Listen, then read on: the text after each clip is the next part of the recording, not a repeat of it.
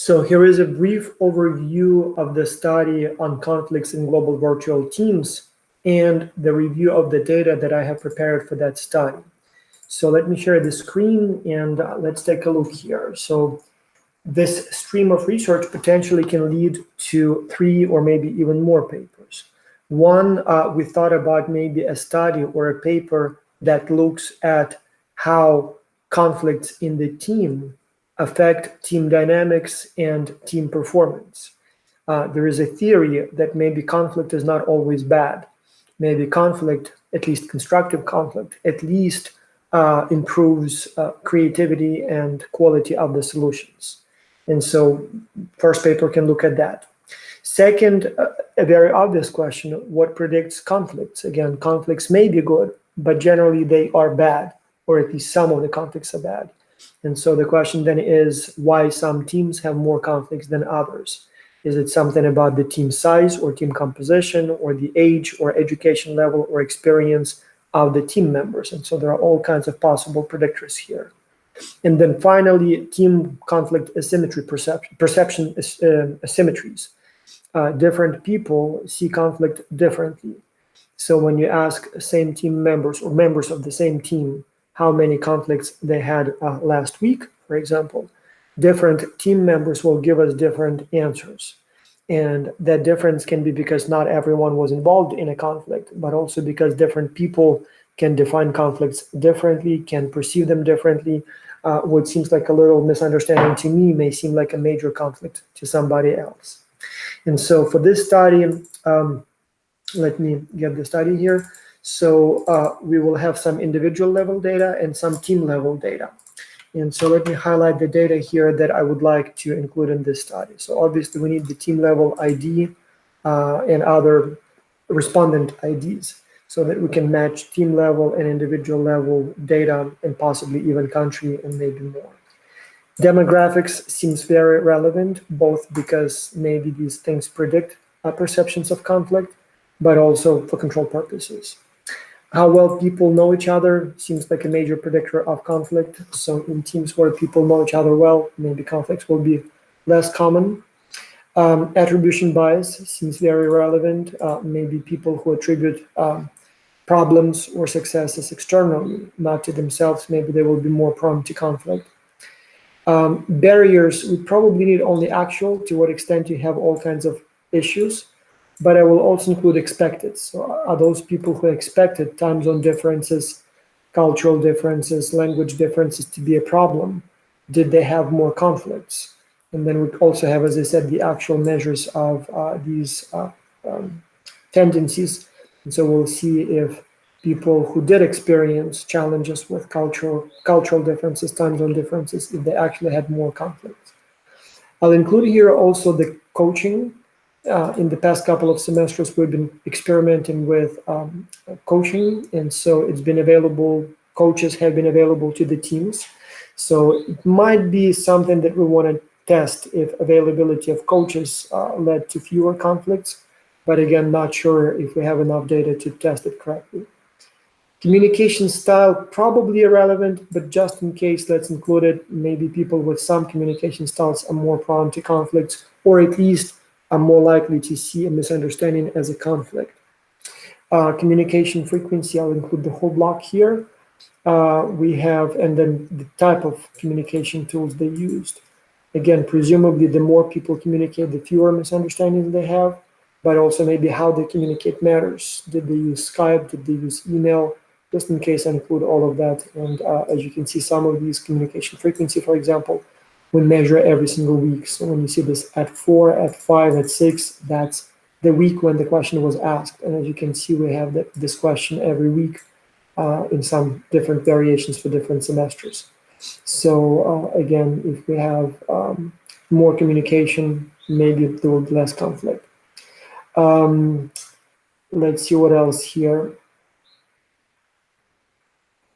Conflict frequency, that's our key variable here. So we have a whole bunch of measures here on conflict, and I include them all.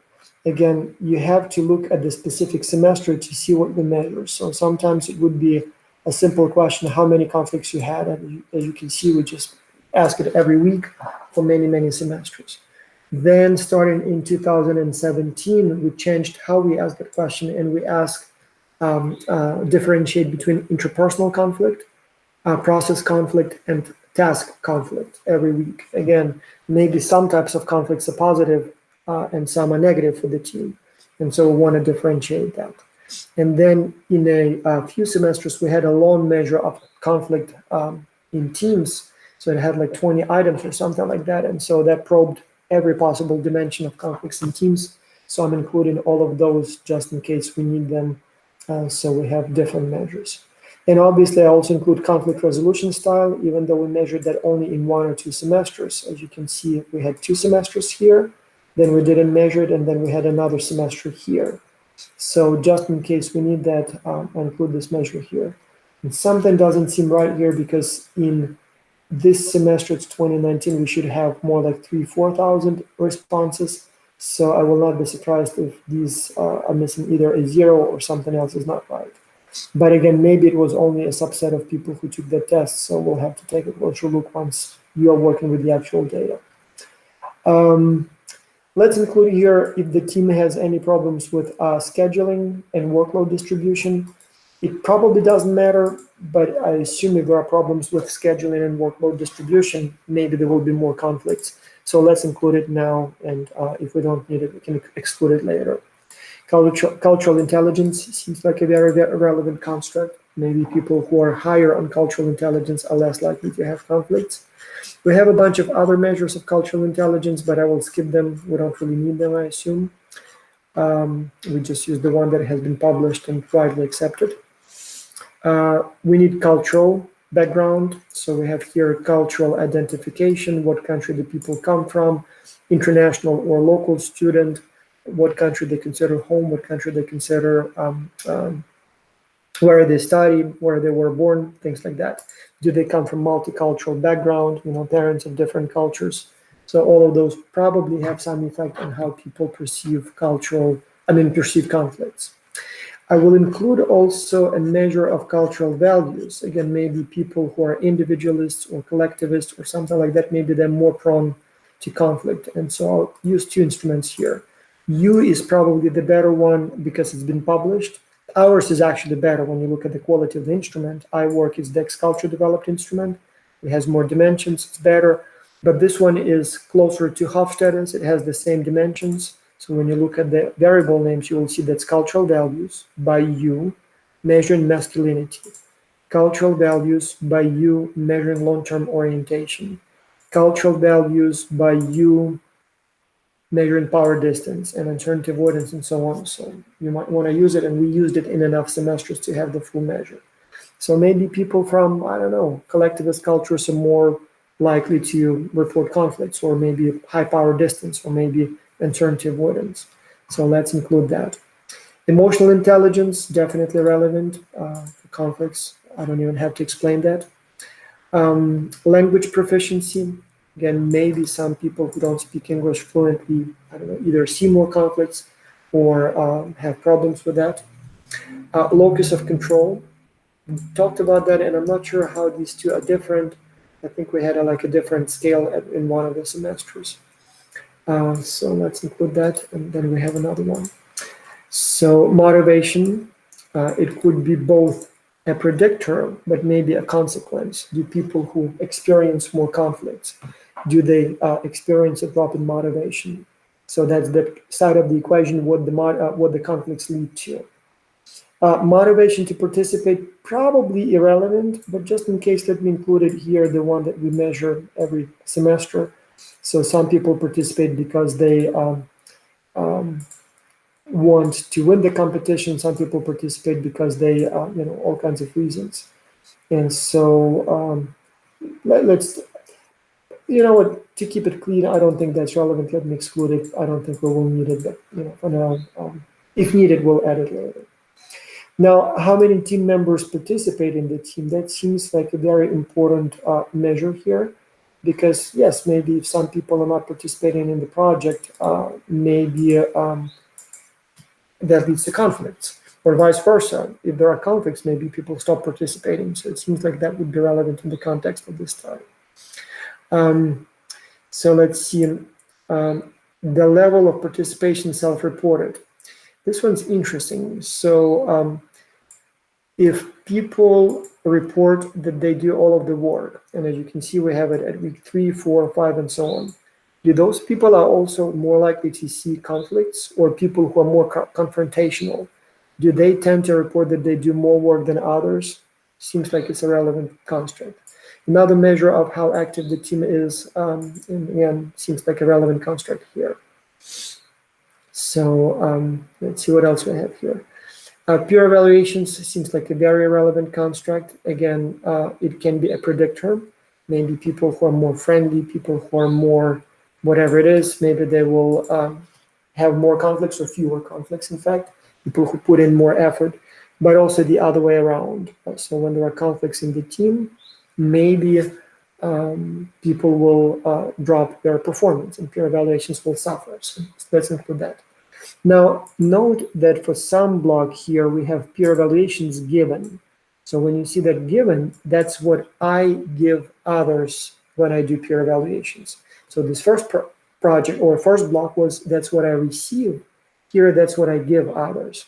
Again, we will see if those who report more conflicts, do they tend to evaluate their team members slower? And if conflicts occur, or if I perceive more conflicts, do I, as a result, evaluate my team members slower as well? And so that seems like, could be a dual relationship here. I will also include self-evaluations. So peer evaluations as I evaluate myself. I bet that people who are more confrontational, who are more, let's call them jerks, they probably also give themselves higher peer evaluations. And if needed, you can even look self-evaluations versus peer evaluations to see if there is this gap. I bet people who give themselves higher peer evaluations than what they get from team members, they probably will also be more confrontational. Well, I don't know, or maybe they will be happier because of that. So, but it seems like it's a relevant construct. There are two here constructs, what we call perceived cultural differences and difficulties. So at the beginning of the project and at the end of the project, we ask people to evaluate to what extent they see their team members as similar or different to themselves in terms of cultural values or culture. And then at the end, we ask that question again, and how easy or difficult they perceive it would be to work with people from those different cultures, or was it at the end of the semester asking that same question?